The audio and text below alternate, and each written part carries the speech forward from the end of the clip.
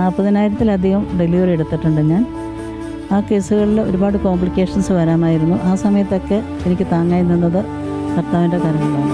യേശുവിൻ കൂടുള്ള യാത്ര ആനന്ദമേ, ആമാറോടു ചേർന്നിരുന്നാൽ ഭയമില്ലയേ. MBBS കഴിഞ്ഞ് ഞാൻ പ്രാക്ടീസ് ചെയ്യാൻ തുടങ്ങി.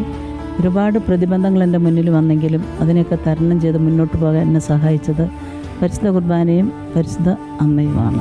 അൻപേറുന്ന കൈകളാൽ അത്ഭുതമായി നടത്തിടും, മാധുര്യമേറും മൊഴികളാൽ തൻ സ്നേഹമെന്നോട് പങ്കുവയ്ക്കും. ഒറ്റയ്ക്കു വിടുകയില്ല, മടുത്തു മാറുകയില്ല. ഒറ്റയ്ക്കു വിടുകയില്ല, മടുത്തു മാറുകയില്ല, അന്ത്യം വരെ.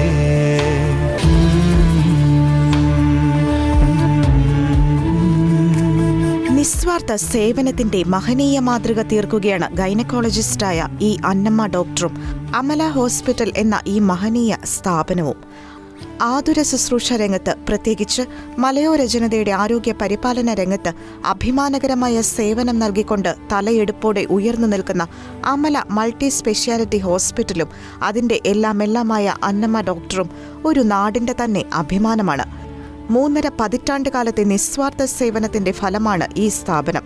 തിരുവചനം ഇപ്രകാരം പറയുന്നു: രോഗിയെ സന്ദർശിക്കുന്നതിലും ശുശ്രൂഷിക്കുന്നതിലും വൈമനസ്യം കാണിക്കരുത്. അത്തരം പ്രവൃത്തികൾ നിന്നെ പ്രിയങ്കരനാക്കും. തിരുവചനത്തിന്റെ അഭിഷേകം തന്റെ ജീവിതത്തിലുടനീളം പ്രാവർത്തികമാക്കിയിരിക്കുകയാണ് ഈ ഡോക്ടറമ്മ. അനുദിനം പരിശുദ്ധ കുർബാനയിൽ മുടങ്ങാതെ പങ്കെടുത്തുകൊണ്ട് തനിക്ക് മുന്നേറാനുള്ള ഊർജം ദിവ്യകാരുണ്യനാഥന്റെ സന്നിധിയിൽ നിന്ന് സ്വീകരിച്ച് സ്വാർത്ഥതയുടെ മുഖംമൂടി അണിഞ്ഞുകൊണ്ട് അന്യന്റെ വേദനകളിൽ മുഖം തിരിച്ചു കടന്നു പോകുന്നവരുടെ ഈ ലോകത്ത് തന്റെ ജീവിതത്തിൽ കണ്ടുമുട്ടുന്നവർക്ക് പ്രത്യാശയുടെ പൊൻകിരണം തൂകുന്ന കണ്ണൂർ ജില്ലയിലെ നല്ല സമരിയാക്കാരിയായ അന്നമ്മ ഡോക്ടറിന്റെ കൂടുതൽ വിശേഷങ്ങളിലേക്ക്.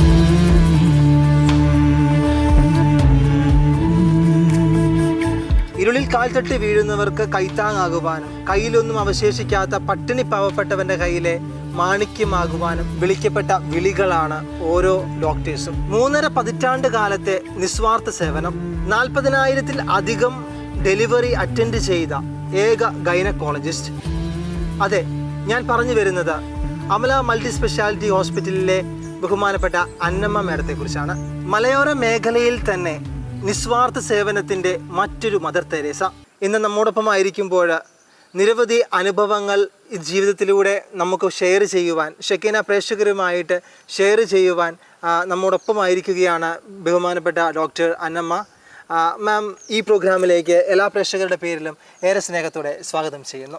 അന്നമ്മ ഡോക്ടർ, മലയോര മേഖലയിൽ തന്നെ ആദ്യകാലങ്ങളിലൊക്കെ കുടിയേറി വന്നവരാണ് ക്രൈസ്തവർ.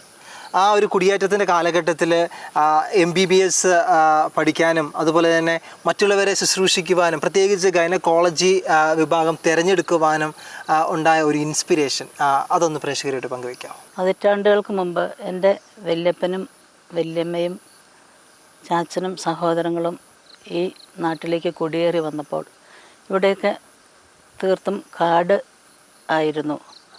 അക്കാലത്ത് ഈ കാട്ടുമൃഗങ്ങളോട് മല്ലടിച്ചും കാട് വെട്ടി തെളിച്ച സ്ഥലങ്ങളാക്കി മാറ്റിയും അവർ ജീവിച്ചു.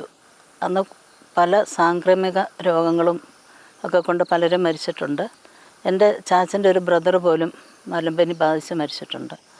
ആ കാലഘട്ടത്തിൽ നിന്നൊക്കെ ഞങ്ങളുടെ കാലഘട്ടത്തിലേക്ക് വന്നപ്പം കുറച്ചുകൂടെ സ്ഥിതി ഭേദമായി. അതിന് ആലക്കോട്, കണ്ണൂർ ജില്ലയിലെ ആലക്കോട് എന്ന ഗ്രാമത്തിലാണ് ജനിച്ചത്. 10ാം ക്ലാസ് പാസ്സായി കഴിഞ്ഞ ആ കുട്ടിക്ക് ജീവിതത്തിൽ എന്താകണമെന്ന് യാതൊരു ദിശാബോധവും ഉണ്ടായിരുന്നില്ല. ആസ് യൂഷ്വൽ ഫസ്റ്റ് ക്ലാസ് വാങ്ങിയതിൻ്റെ പേരിൽ പ്രീ ഡിഗ്രിക്ക് കൂത്തുപറമ്പ് നിർമ്മലഗിരി കോളേജിൽ ചേർക്കുകയും അവിടെ നിന്നും നല്ല മാർക്കോടെ പാസ്സാകുകയും ചെയ്തു. ആ സമയത്ത് എനിക്ക് ഫിസിക്സിനോട് ഭയങ്കര ഇഷ്ടമായതുകൊണ്ട് ഞാൻ ഫിസിക്സിൽ ഗ്രാജുവേഷൻ ചെയ്തു. പ്രീ ഡിഗ്രി കഴിഞ്ഞപ്പോൾ എനിക്ക് വേണമെങ്കിൽ മെഡിസിനിൽ അഡ്മിഷൻ കിട്ടുമായിരുന്നു. പക്ഷേ ഫിസിക്സ് ഡിഗ്രി എടുത്ത സമയത്ത് എൻ്റെ ചില ഫ്രണ്ട്സും എൻ്റെ ഒരു സാറും എന്നെ കുറച്ച് ഇൻസ്പയർ ചെയ്ത് എന്തുകൊണ്ട് നിനക്ക് മെഡിക്കൽ ഫീൽഡിൽ പോയിക്കൂടാ എന്നൊരു ഗൈഡൻസ് തന്നു. അപ്പോൾ ഞാൻ ആലോചിച്ചപ്പോൾ എനിക്കും തോന്നി ശരിയാണ്, ഒരു സാധാരണ ഒരു ടീച്ചറോ അല്ലെങ്കിൽ ഒരു ഗവൺമെൻറ് ഓഫീസ് സ്റ്റാഫും ഒക്കെ ആകുന്നതിലും നല്ലതാണ് ഒരു ഡോക്ടറായിരുന്നെങ്കിൽ എന്ന്. അങ്ങനെയാണ് ഞാൻ കോഴിക്കോട് മെഡിക്കൽ കോളേജിൽ 1980 MBBS ജോയിൻ ചെയ്തത്. തീർച്ചയായിട്ടും ജനങ്ങൾക്ക് കുറേ കൂടി സേവനം ചെയ്യാൻ പറ്റുന്ന ഒരു മേഖലയാണ് വൈദ്യരംഗം.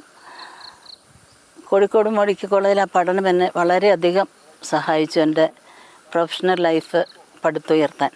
ഒരുപാട് രോഗികൾ നിത്യേന വരുന്ന മെഡിക്കൽ കോളേജിൽ, എല്ലാ ഡിപ്പാർട്ട്മെൻറ്റിലും നിറയെ രോഗികളാണ് മെഡിക്കൽ കോളേജിൽ.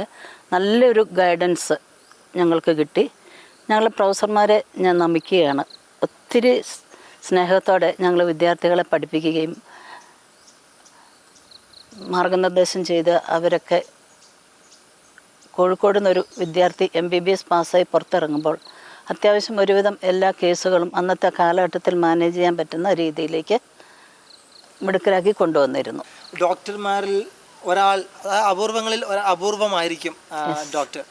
അപ്പോൾ ഇത്രയും വലിയ മലബാറിൻ്റെ കഷ്ടവും അനിഷ്ടവും എല്ലാം ബുദ്ധിമുട്ടുകളും മുന്നിൽ കണ്ടുകൊണ്ട് ഒരു ഹോസ്പിറ്റൽ സ്റ്റാർട്ട് ചെയ്യുക, അതും ഇരിട്ടിയൊരു സെൻ്ററാണ്, ഇരിട്ടിയിലൊരു ഹോസ്പിറ്റൽ സ്റ്റാർട്ട് ചെയ്യുക, കുടിയേറ്റക്കാർക്ക് ഒരു കൈത്താങ്ങാകുവാൻ അന്ന് തൊട്ട് ഇന്ന് വരെ Amala speciality hospital, multi speciality hospital മുന്നിട്ട് നിൽക്കുന്നുമുണ്ട്. ഇതിൻ്റെ പിന്നിൽ എന്തെങ്കിലും മറക്കാനാവാത്ത ചില സംഭവങ്ങളുണ്ടാവും. അങ്ങയുടെ ഡെലിവറിയുടെ സമയത്ത് ഡെലിവറി അറ്റൻഡ് ചെയ്യുന്ന കേസുകളിൽ എന്തെങ്കിലും മറക്കാനാവാത്ത ഒരു സംഭവം ഒന്ന് പ്രേക്ഷകരോട് പങ്കുവയ്ക്കാം. മറക്കാനാവാത്ത സംഭവം ധാരാളമുണ്ട്, ഒരുപാടുണ്ട്.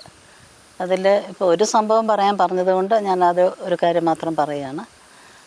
വർഷങ്ങൾക്ക് മുമ്പ് പഴയ അമല ഹോസ്പിറ്റലിൽ ഞാൻ വർക്ക് ചെയ്യുമ്പം പേരാവൂരിൽ നിന്ന് ഒരു ഡോക്ടറിനെ വിളിച്ചിട്ട് പറഞ്ഞു ഡെലിവറി കഴിഞ്ഞ് ബ്ലീഡിങ് അധികമായിട്ടൊരു പേഷ്യൻ്റ് എൻ്റെ അടുത്തേക്ക് റെഫർ ചെയ്യുന്നുണ്ടെന്ന് പറഞ്ഞു. അപ്പോൾ ഞാൻ പറഞ്ഞു ശരി വിടൂ നോക്കാമെന്ന് പറഞ്ഞു. അപ്പോൾ ഞാൻ അന്നേരം എൻ്റെ അനസ്തറ്റിസ്റ്റ് ഡോക്ടർ ഓംകാരമൂർത്തി അദ്ദേഹമായിരുന്നു, അദ്ദേഹത്തെ ഞാൻ ഇൻഫോം ചെയ്തു. അന്ന് ഞങ്ങളുടെ ഹോസ്പിറ്റലിൽ കോഴിക്കോട് മെഡിക്കൽ കോളേജിൽ നിന്ന് റിട്ടയർ ചെയ്തൊരു പ്രൊഫസർ, സർജറി പ്രൊഫസർ ഉണ്ടായിരുന്നു. അദ്ദേഹം എൻ്റെ ഗുരുനാഥനും കൂടിയാണ്. അപ്പോൾ ഞാൻ ഈ 2 പേരെ ഇൻഫോം ചെയ്തു. പേഷ്യൻ്റ് വന്നു. പേഷ്യൻ്റ് വരുമ്പോൾ ഒരു നേരിയ ശ്വാസം മാത്രം, ഗ്യാസ്പിങ് സ്റ്റേജിലായിരുന്നു. അപ്പം നമ്പ്യാർ സാർ, അദ്ദേഹത്തെ പ്രൊഫസറെ ഞാൻ അങ്ങനെയാണ് വിളിക്കുക. നമ്പ്യാർ സാർ എന്നോട് പറഞ്ഞു, അന്നമ്മ ഈ പേഷ്യൻ്റ് കിട്ടുമോ, എന്തെങ്കിലും സംഭവിച്ചു പോയാൽ അമല ഹോസ്പിറ്റലിനും ഡോക്ടർ അന്നമ്മയ്ക്കും ആയിരിക്കും ചീത്തപ്പേര് എന്ന് പറഞ്ഞു. അപ്പം ഞാൻ സാറിനോട് പറഞ്ഞു സാറേ നമുക്ക് നോക്കാം, കിട്ടിയാൽ 3 കുഞ്ഞുങ്ങൾക്ക് അമ്മയാണ് തിരിച്ചു കിട്ടുന്നത്. തീർച്ചയായും.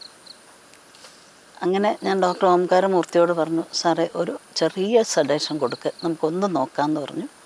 എന്തായാലും ആ കേസ് എനിക്ക് ശരിയാക്കി പേഷ്യനെ സേവ് ചെയ്യാൻ കഴിഞ്ഞു. അത് ഇപ്പോഴും എൻ്റെ മനസ്സിലൊരു 35 വർഷത്തെ ജീവിതാനുഭവം, അതിനിടയ്ക്കുള്ള ഏറ്റവും വലിയ എക്സ്പീരിയൻസ് ആണ് ഡോക്ടർ ഷെയർ ചെയ്തത്. അത്രയും വലിയ റിസ്ക് എടുത്ത ഒരു കേസ്, ദൈവത്തിൻ്റെ ഇടപെടൽ ജീവിതത്തിൽ ഉണ്ടായ കാര്യം. മാഡം അങ്ങയുടെ ജീവിതത്തിൽ ഇത്രയും 35 വർഷത്തിലെ ഒരു എക്സ്പീരിയൻസ് ആണ് ഞങ്ങളുടെ പ്രേക്ഷകരുമായിട്ട് ഷെയർ ചെയ്തത്. ഏറ്റവും മനോഹരമായ ജീവൻ നൽകുന്ന, ജീവൻ്റെ ഒരു പ്രൊലൈഫ് ഒരു ടെസ്റ്റിമണിയാണ് ഇപ്പോൾ പ്രേക്ഷകർ കേട്ടത്. മാഡം, കൂടുമ്പോൾ ഇമ്പമുള്ളതാണ് കുടുംബം, പ്രത്യേകിച്ച് ഗൈനക്കോളജിസ്റ്റും അതുപോലെ തന്നെ ഒരു അമ്മയുമാണ് മാഡത്തിൻ്റെ ഫാമിലിനെ കുറിച്ച് ഒന്ന് പ്രേക്ഷകരായിട്ട് പങ്കുവയ്ക്കാവോ? ഡോക്ടേഴ്സാണെന്ന്, 2 മക്കളും ഡോക്ടേഴ്സാണെന്ന് ഞാൻ കേട്ടു. ഇതിൻ്റെയൊക്കെ പിന്നിൽ ചുക്കാൻ പിടിക്കുന്ന ഒരു വലിയ കരം ബാക്കിൽ നിന്ന് ഉണ്ട് എന്ന് നമുക്കറിയാം. ബഹുമാനപ്പെട്ട അഡ്വക്കേറ്റ് മാത്യു സാറ് ഒന്ന് പങ്കുവയ്ക്കാമോ കുടുംബത്തിൻ്റെ വിശേഷങ്ങൾ? എൻ്റെ കുടുംബത്തിൽ മെമ്പേഴ്സ് എന്ന് പറഞ്ഞാൽ അഡ്വക്കേറ്റ് മാത്യു കുന്നപ്പള്ളി എൻ്റെ ഹസ്ബൻഡാണ്. അദ്ദേഹമാണ് ഞങ്ങളുടെ കുടുംബത്തിൻ്റെയും ഈ ഹോസ്പിറ്റലിൻ്റെയും നെടുന്തൂൺ. പിന്നെ എനിക്ക് 2 പെൺമക്കളാണുള്ളത്. മൂത്ത മകൾ ഡോക്ടർ അമല മാത്യു റേഡിയോളജിസ്റ്റാണ്. ഇപ്പോൾ ഞങ്ങളുടെ കൂടെ ഞങ്ങളുടെ ഹോസ്പിറ്റലിൽ തന്നെ വർക്ക് ചെയ്യുന്നു. അവളുടെ ഭർത്താവ് ഡോക്ടർ ടോം ജോസ് കാക്കനാട്ട് നെഫ്രോളജിസ്റ്റാണ്. അദ്ദേഹം കണ്ണൂർ കിംസ് ഹോസ്പിറ്റലിലും ഇരിട്ടി അമല ഹോസ്പിറ്റലുമായിട്ട് വർക്ക് ചെയ്യുന്നു. അവർക്കൊരു കുഞ്ഞു മകളുണ്ട്, ഇസ ടോം. രണ്ടാമത്തെ മകൾ ഡോക്ടർ അഞ്ജന മാത്യു ഇപ്പോൾ ഗൈനക്കോളജി പാസ്ഡ് ഔട്ടായിട്ടുണ്ട്. അവളുടെ ഭർത്താവ് ഡോക്ടർ സെബിൻ കുര്യൻ PG ചെയ്തുകൊണ്ടിരിക്കുകയാണ്. പിന്നെ മാത്യു ചായനെ സംബന്ധിച്ചിടത്തോളം പഴയ കാലഘട്ടത്തെ വെച്ച് നോക്കുമ്പം അന്നൊരു കല്യാണമൊക്കെ കഴിഞ്ഞ സമയത്ത് ഒരു മെയിൽ ഷോവനിസം ഒക്കെ നിലനിൽക്കുന്ന ഒരു ഘട്ടം ആയിരുന്നു. പക്ഷേ ഒരിക്കലും ആ ഒരിത് വ്യത്യാസം എന്നോട് കാണിക്കാതെ എല്ലാ കാര്യത്തിലും സപ്പോർട്ട് ചെയ്യുന്ന, പ്രൊഫഷണൽ ലൈഫിലാണെങ്കിലും കുടുംബജീവിതത്തിലാണെങ്കിലും 100% സപ്പോർട്ട് ചെയ്യുന്ന ഒരു ഭർത്താവാണ് അദ്ദേഹം. എനിക്ക് എൻ്റെ സ്വാതന്ത്ര്യവും സ്പേസും ഒക്കെ തരുന്ന ഒരു അപൂർവ വ്യക്തിത്വമുള്ള ഒരാൾ. മൂത്ത മകൾ ഡോക്ടർ അമല മാത്യു റേഡിയോളജിസ്റ്റാണ്. ഇപ്പോൾ ഞങ്ങളുടെ കൂടെ ഞങ്ങളുടെ ഹോസ്പിറ്റലിൽ തന്നെ വർക്ക് ചെയ്യുന്നു. അവളുടെ ഭർത്താവ് ഡോക്ടർ ടോം ജോസ് കാക്കനാട്ട് നെഫ്രോളജിസ്റ്റാണ്. അദ്ദേഹം കണ്ണൂർ കിംസ് ഹോസ്പിറ്റലിലും ഇരിട്ടി അമല ഹോസ്പിറ്റലുമായിട്ട് വർക്ക് ചെയ്യുന്നു. അവർക്കൊരു കുഞ്ഞു മകളുണ്ട്, ഇസ ടോം. രണ്ടാമത്തെ മകൾ ഡോക്ടർ അഞ്ജന മാത്യു ഇപ്പോൾ ഗൈനക്കോളജി പാസ്ഡ് ഔട്ടായിട്ടുണ്ട്. അവളുടെ ഭർത്താവ് ഡോക്ടർ സെബിൻ കുര്യൻ PG ചെയ്തുകൊണ്ടിരിക്കുകയാണ്. പിന്നെ മാത്യു ചായനെ സംബന്ധിച്ചിടത്തോളം പഴയ കാലഘട്ടത്തെ വെച്ച് നോക്കുമ്പം അന്നൊരു കല്യാണമൊക്കെ കഴിഞ്ഞ സമയത്ത് ഒരു മെയിൽ ഷോവനിസം ഒക്കെ നിലനിൽക്കുന്ന ഒരു ഘട്ടം ആയിരുന്നു. പക്ഷേ ഒരിക്കലും ആ ഒരിത് വ്യത്യാസം എന്നോട് കാണിക്കാതെ എല്ലാ കാര്യത്തിലും സപ്പോർട്ട് ചെയ്യുന്ന, പ്രൊഫഷണൽ ലൈഫിലാണെങ്കിലും കുടുംബജീവിതത്തിലാണെങ്കിലും 100% സപ്പോർട്ട് ചെയ്യുന്ന ഒരു ഭർത്താവാണ് അദ്ദേഹം.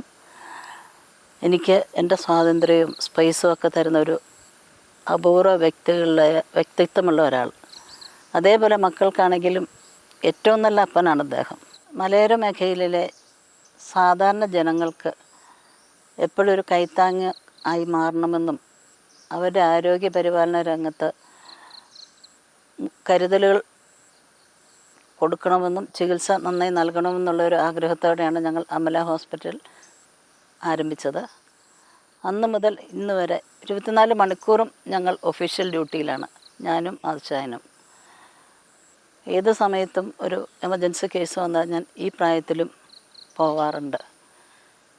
അവിടെ ഞങ്ങൾ 98-ലാണ് പഴയ അമല ഹോസ്പിറ്റൽ സ്റ്റാർട്ട് ചെയ്തത്. അതിനുശേഷം 2011 ഞങ്ങൾ കീഴൂര് പുതിയ അമല മൾട്ടി സ്പെഷ്യാലിറ്റി ഹോസ്പിറ്റൽ തുടങ്ങി. ചെറിയ തോതിൽ തുടങ്ങിയെങ്കിലും പല ഡിപ്പാർട്ട്മെൻറ്റുകളും കൂട്ടിച്ചേർത്തുകൊണ്ട് ഞങ്ങളതൊരു ട്രഷറി കെയർ ലെവലിലേക്ക് കൊണ്ടുവരാനുള്ള ശ്രമത്തിലാണ്. ഈ നാട്ടിലെ ജനങ്ങളുടെയൊക്കെ സഹകരണവും ദൈവാനുഗ്രഹവും അതിൽ ഒരുപാടുണ്ട്. മാഡം, വിശുദ്ധ കുർബാനയിലെ മുറുകെ പിടിച്ചുകൊണ്ട് ദൈവ ആശ്രയത്തിൽ മുന്നോട്ട് പോകുന്ന ഒരു ഡോക്ടർ, അതും ഗൈനക്കോളജിസ്റ്റ്. എല്ലാ ദിവസവും വിശുദ്ധ കുർബാന കൂടാതെ മാഡത്തിനൊരു ലൈഫ് സ്റ്റാർട്ടാവില്ല എന്ന് ഞാൻ കേട്ടിട്ടുണ്ട്. ഒരു ജീവിതം, ഒരു ദിവസം ആരംഭിക്കുന്നത് വിശുദ്ധ കുർബാനയിൽ അടിസ്ഥാനത്തിലാണ്. ഒന്നെങ്കിൽ യൂട്യൂബ് അല്ലെങ്കിൽ നേരിട്ട് പോയി കുർബാനയിൽ പങ്കെടുക്കും. അപ്പോൾ എന്താണ് വിശുദ്ധ കുർബാനയോട് ചേർന്ന് നിൽക്കാനുള്ള ഒരു ഇൻസ്പിറേഷൻ? എൻ്റെ ജീവിതം ഞാൻ മുന്നോട്ട് കൊണ്ടുവന്നത് ദൈവം തമ്പുരാൻ്റെ പരിപാലനയിൽ മാത്രമാണ്. ചെറിയ കുട്ടിയായിരിക്കുമ്പോൾ തൊട്ടേ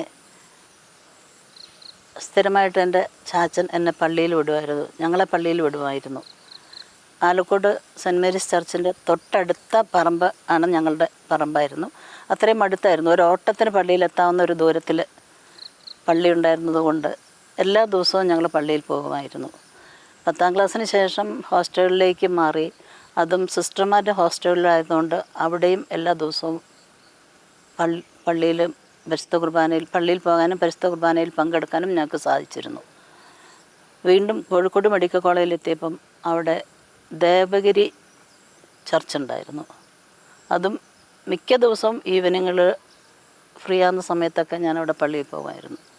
അന്ന് എൻ്റെ ഉള്ളിലൊരു അവബോധമുണ്ടായിരുന്നു, ദൈവം നടത്തുന്നത് കൊണ്ട് മാത്രമാണ് ഞങ്ങളൊക്കെ നല്ല രീതിയിൽ നടന്നു പോകുന്നത്, മുന്നോട്ട് നീങ്ങുന്നതെന്നുള്ളത്. പിന്നെ പരിശുദ്ധ അമ്മയെന്ന് പറഞ്ഞാൽ സ്വന്തം അമ്മ. എല്ലായ്പ്പോഴും കരഞ്ഞും സങ്കടങ്ങൾ പറഞ്ഞും അമ്മമാരെ പോലെ അപ്രോച്ച് ചെയ്യാൻ പറ്റുന്ന പരിശുദ്ധ അമ്മയുടെ അനുഗ്രഹമില്ലാണ്ട് എങ്ങനെ ജീവിതം മുന്നോട്ട് പോകും? ഒരു ക്രിട്ടിക്കലായിട്ടുള്ള ഒരു കേസൊക്കെ വരുമ്പോൾ അമ്മേനെ വിളിച്ചായിരിക്കും അല്ലേ അതൊരു അറ്റൻഡ് ചെയ്യുന്നത്? തീർച്ചയായിട്ടും. ഒരു ഓപ്പറേഷനൊക്കെ കയറുന്നതിന് മുമ്പ് ഞാൻ ചെറിയൊരു പ്രാർത്ഥന ചൊല്ലിയിട്ടേ ഓപ്പറേഷന് പോകുകയുള്ളൂ. അവിടെ തിയേറ്ററിൻ്റെ മുന്നിൽ ഈശോ അവിടെ പ്രാർത്ഥിക്കുന്നൊരു രൂപമുണ്ട്. അവിടെ ഒന്ന് നമിച്ചിട്ടല്ലാണ്ട് പ്രാർത്ഥിച്ചിട്ടല്ലാണ്ട് ഞാനൊരു ഓപ്പറേഷൻ ചെയ്യാറില്ല. ഇപ്പോഴത്തെ ഹോസ്പിറ്റലിലാണേലും ചാപ്പൽ, പ്രാർത്ഥിക്കാനുള്ള ഒരു അറ്റ്മോസ്ഫിയർ ഉള്ളൊരു മനോഹരമായ ചാപ്പൽ ആ ഹോസ്പിറ്റലിനുണ്ട് എന്നത് മാഡത്തിൻ്റെ ഭക്തിയുടെ വേറൊരു പതിപ്പാണ് എന്ന് നമുക്ക് മനസ്സിലാക്കാൻ സാധിക്കും. തീർച്ചയായിട്ടും ജീവിതത്തിലുടനീളം ദൈവഭക്തിയിൽ മുന്നോട്ട് നീങ്ങുന്ന ഒരു കുടുംബമാണ് ഡോക്ടർ അന്നമ്മയുടെയും മാത്യു സാറിൻ്റെയും. ഇന്ന് ആ ഒരു പ്രതിഫലനമാണ് അമല മൾട്ടി സ്പെഷ്യാലിറ്റി മലബാറിൻ്റെ കരുത്തായി മാറിയത്. എണ്ണമില്ലാതുള്ള നന്മകൾക്കും അത്ഭുതമാർന്ന നിൻ സ്നേഹത്തിനും, എണ്ണമില്ലാതുള്ള നന്മകൾക്കും അത്ഭുതമാർന്ന നിൻ സ്നേഹത്തിനും നന്ദി നന്ദി എൻ ദൈവമേ, നന്ദി എന്നേശുപരാ, നന്ദി നന്ദി എൻ ദൈവമേ, നന്ദി എന്നേശുപരാ.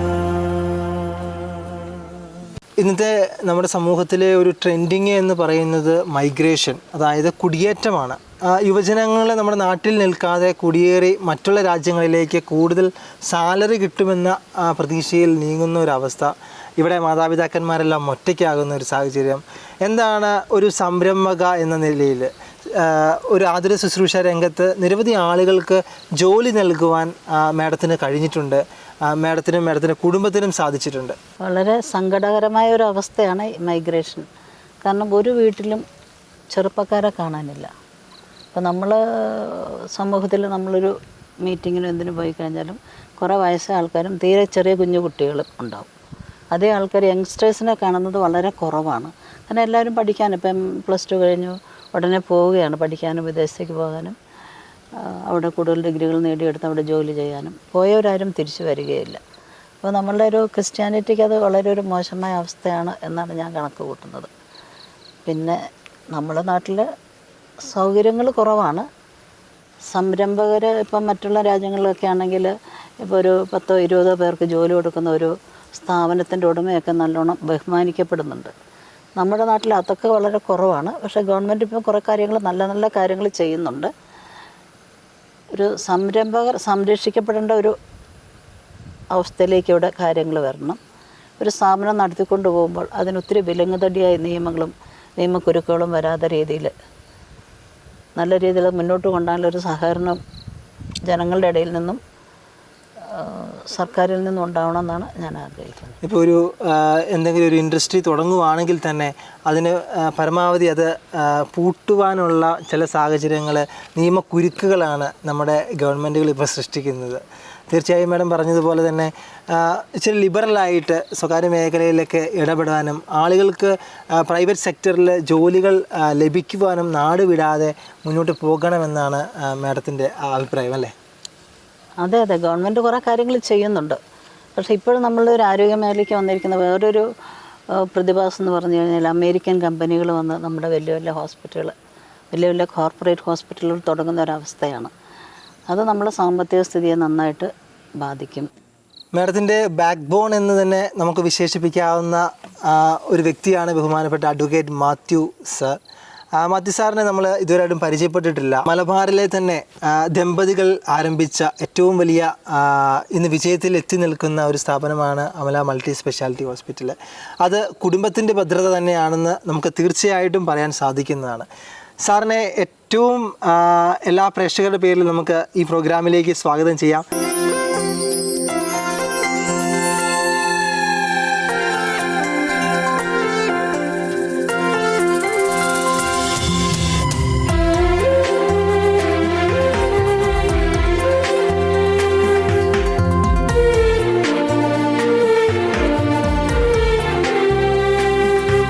ക്രൈമിൻ പാർട്ണർ എന്നൊക്കെ പറയുന്നത് പോലെ നമ്മോടൊപ്പം ആയിരിക്കുന്നത് ബഹുമാനപ്പെട്ട അന്നമ്മ മാഡത്തിൻ്റെ ഹസ്ബൻഡും അമല മൾട്ടി സ്പെഷ്യാലിറ്റി ഹോസ്പിറ്റലിൻ്റെ MD-യുമായ അഡ്വക്കേറ്റ് മാത്യു സാറാണ്. സാർ, ഈ ഒരു സംരംഭം നമ്മുടെ മലബാറിൽ തന്നെ ഏറ്റവും വലിയ ഒരു കുതിച്ചു ചാട്ടം എന്ന് തന്നെ പറയാം.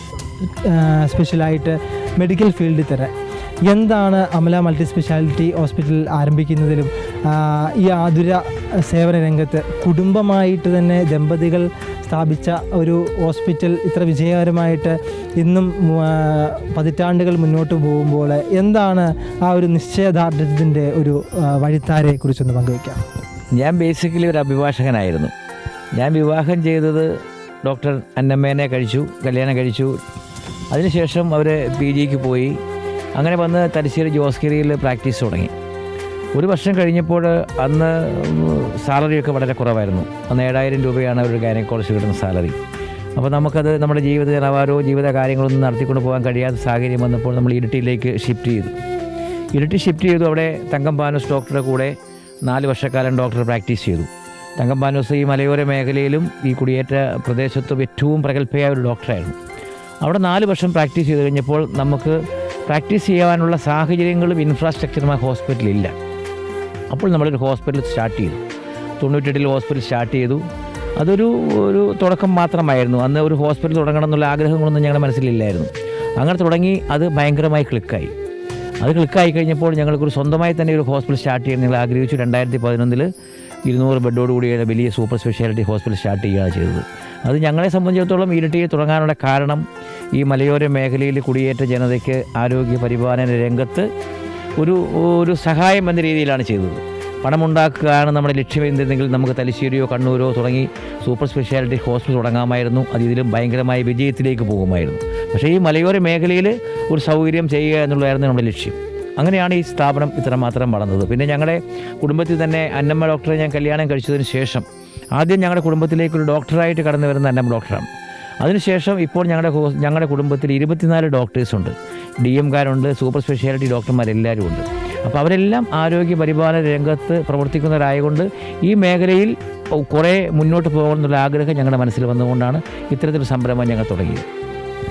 ഒരു കാലഘട്ടത്തിൽ തന്നെ ചരിത്രത്തിൽ തന്നെ ഒരു നാഴികക്കല്ലാണ് സാർ പറഞ്ഞ ഈ അമല ഹോസ്പിറ്റലും ഇവരുടെ ജീവിതവും. കാരണം ഒരു ഹോസ്പിറ്റൽ തുടങ്ങുക എന്ന് പറയുമ്പോൾ പല വ്യക്തികൾ ആരംഭിക്കുന്നതാണ്. പക്ഷേ ഇവർ ഒരുമിച്ച് ഒറ്റക്കെട്ടായി സമൂഹത്തിലെ പാവപ്പെട്ടവർക്ക് വേണ്ടി പ്രവർത്തിച്ചപ്പോൾ അവിടെ ഒരു ദൈവത്തിൻ്റെ ഇടപെടൽ സംഭവിച്ചു എന്നതിൻ്റെ ഉദാത്ത മാതൃകയാണ് ഈ ഹോസ്പിറ്റലും ബഹുമാനപ്പെട്ട അന്നമ്മ ഡോക്ടറും അഡ്വക്കേറ്റ് മാത്യു കുന്നപ്പള്ളി സാറും. ഇവരുടെ ജീവിതം അനേകർക്ക് ഇനിയും ഒരു ഇൻസ്പിറേഷനാണ്. അന്നമ്മ മാഡത്തിൻ്റെ വിവാഹത്തിന് ശേഷം എങ്ങനെയാണ് ഒരു ഹോസ്പിറ്റലിൻ്റെ സ്റ്റാർട്ടിങ്ങിനെ കുറിച്ചൊക്കെ ഒരു ടെൻഷനും കാര്യങ്ങളൊക്കെ ഉണ്ടായിരുന്നു? ഈ അന്നമ്മ ഡോക്ടറെ ഞാൻ വിളിക്കുന്നത് തങ്കമ്മ എന്നാണ്. അപ്പോൾ ഞാൻ തങ്കമ്മ എന്ന് പറയാൻ ആഗ്രഹിക്കുകയാണ്. വിവാഹത്തിന് ശേഷം ഈ ഹോസ്പിറ്റൽ സ്റ്റാർട്ട് ചെയ്തതിന് ശേഷം ഈ ഹോസ്പിറ്റലിൻ്റെ എല്ലാ വിജയത്തിൻ്റെയും പിന്നിൽ തങ്കമ്മയുടെ കൈകളും കരങ്ങളും പ്രവർത്തനമാണെന്ന കാര്യം സംശയമില്ല. എല്ലാ കാര്യങ്ങളിലും തങ്കമ്മയുടെ ഇടപെടലുകളും എല്ലാം ഉണ്ടായിരുന്നു. ഒരു ഡോക്ടർ എന്ന നിലയിൽ അവരെ മനസ്സിലാക്കേണ്ട കാര്യം അത്രമാത്രം ഡെഡിക്കേഷനുള്ള ഒരാൾ എന്ന് പറഞ്ഞാൽ നമ്മുടെ ജീവിതത്തിൽ നമുക്ക് കാണാൻ കഴിയില്ല. ഏത് പാതിരാക്കി വിളിച്ചാലും 5 മിനിറ്റ് കൊണ്ട് ഹോസ്പിറ്റലിൽ എത്തുന്ന ഒരു സമീപനം, അതാണ് ഏറ്റവും വലിയ കാര്യം. ഏത് രോഗിയെ കാണണേലും ആ സമയത്ത് അവിടെ എത്തുക, അവർക്ക് പരിചരണം കൊടുക്കുക എന്നുള്ളതാണ് ഡോക്ടർ ചെയ്യുന്ന ഏറ്റവും വലിയ നേട്ടം. അതാണ് ഏറ്റവും വലിയ വിജയത്തിൻ്റെയും രഹസ്യം. 24/7 ഒരു ലൈഫാണ്, അതുപോലെ തന്നെ ഒരു ഹോസ്പിറ്റൽ പ്രൊഫഷനാണ്. രണ്ടും കൂടി എങ്ങനെ മെയിൻറ്റെയിൻ ചെയ്യാൻ സാധിക്കുന്നത്? എങ്ങനെയെന്ന് വെച്ചാൽ ദൈവം കൊണ്ട് നടത്തുന്നു, അത്രയേ ഉള്ളൂ. ഈ ഒരു സാഹചര്യത്തിലൊക്കെ പലപ്പോഴും പല ബുദ്ധിമുട്ടുകളും ഉണ്ടായിട്ടുണ്ടാകും. മുന്നോട്ടുള്ള ലൈഫിൽ പ്രതിസന്ധികൾ, നമ്മുടെ ഇപ്പോഴത്തെ നിയമക്കുരുക്കൊക്കെ ഭയങ്കര ബുദ്ധിമുട്ടാണ്. അപ്പോൾ സാഹചര്യങ്ങൾ വരുമ്പോൾ, സാറിന് സങ്കടങ്ങൾ വരുമ്പോൾ മാഡവുമായിട്ട് ഷെയറിങ് എങ്ങനെയാണ് അതിനെക്കുറിച്ചൊന്ന് പങ്കുവയ്ക്കുക? ഞാൻ അത്ര കാര്യങ്ങൾ ഷെയർ ചെയ്യാറില്ല. കാരണം അവർ പ്രൊഫഷനിൽ കണ്ടമാനം ടെൻഷനും തിരക്കും ഉള്ളൊരു വ്യക്തിത്വമാണ്. അപ്പം എന്ത് പ്രശ്നം വന്നാലും ഞാനത് പരിഹരിക്കാനും അതിനിടപെടാനുമുള്ള രീതിയിലേക്ക് ഞാൻ പോകുക എന്നല്ലാണ്ട് ഡോക്ടറെ അതിനകത്ത് ഇൻവോൾവ് ചെയ്യിക്കാറില്ല. അവരെ അതുകൂടെ ഇൻവോൾവ് ചെയ്യിച്ചു കഴിഞ്ഞാൽ അവർക്ക് പ്രാക്ടീസിൽ കോൺസെൻട്രേറ്റ് ചെയ്യാൻ ബുദ്ധിമുട്ടായിരിക്കും, പല പ്രശ്നങ്ങളുണ്ടാകും. നമ്മൾ നേരിടുന്നത് വലിയ പ്രതിസന്ധിയാണ്. ഒരു ഹോസ്പിറ്റൽ മുന്നോട്ട് കൊണ്ടുപോകാന്ന് വെച്ച് കഴിഞ്ഞാൽ എല്ലാ തരത്തിലുള്ള പ്രതിസന്ധികളുണ്ട്. ഓരോ ദിവസവും ഒരുപാട് പ്രശ്നങ്ങളെ നമ്മൾ അഭിമുഖീകരിക്കണം. അതെല്ലാം പരിഹരിച്ച് പോകുക എന്ന് വെച്ച് കഴിഞ്ഞാൽ ഭയങ്കരമായ പ്രശ്നങ്ങളാണ്. അപ്പോൾ അതെല്ലാം ഡോക്ടറുമായി ഷെയർ ചെയ്യുക, അവരുടെ ഇൻവോൾവ്മെൻറ്റ് ഉണ്ടാക്കി കഴിഞ്ഞാൽ നമുക്ക് സ്ഥാപനം മുന്നോട്ട് പോവുകയില്ല. അപ്പോൾ അതൊക്കെ നമ്മൾ തന്നെ സ്വന്തമായിട്ടത് പരിഹരിച്ച് മുന്നോട്ട് പോവുകയാണ് ചെയ്യുന്നത്. പ്രതിസന്ധികൾ ഒരുപാടുണ്ട് എല്ലാ രീതിയിലും. നമ്മുടെ സ്ഥാപനം വളരാൻ ശ്രമിക്കുമ്പം അതിനൊരുപാട് തടസ്സങ്ങളും പ്രതിസന്ധികളും ഉണ്ടാകും. അത് ഈ സമൂഹത്തിലുള്ളൊരു കാര്യമാണല്ലോ. തീർച്ചയായും ഇവരുടെ ജീവിതം ഷെക്കിന ന്യൂസിന് തന്നെ, പ്രേക്ഷകർക്ക് തന്നെ ഒരു അഭിമാനമാണ്. 2 പ്രാർത്ഥിക്കുന്ന കുടുംബം, അതുപോലെ തന്നെ വീട്ടിലെ 3 പേരും ഡോക്ടേഴ്സ്, കെട്ടിവന്ന ആളുകൾ ഡോക്ടേഴ്സ്, മരുമക്കൾ ഡോക്ടേഴ്സ്, എല്ലാവരും ഒരു മെഡിക്കൽ ഫീൽഡിൽ നിന്നുകൊണ്ട് മലയോര മേഖലയെ തൊട്ടറിഞ്ഞ ഒരു കുടുംബം എന്ന് തന്നെ നമുക്ക് വിശേഷിപ്പിക്കാൻ സാധിക്കും. ഇവരുടെ ജീവിതം അനേകർക്ക് മാതൃകയാവട്ടെ എന്ന നിലയിൽ ഷെക്കിന ന്യൂസിനൊപ്പം ക്യാമറാമാൻ അഖിലിനൊപ്പം അമലായി ടോം, കണ്ണൂർ.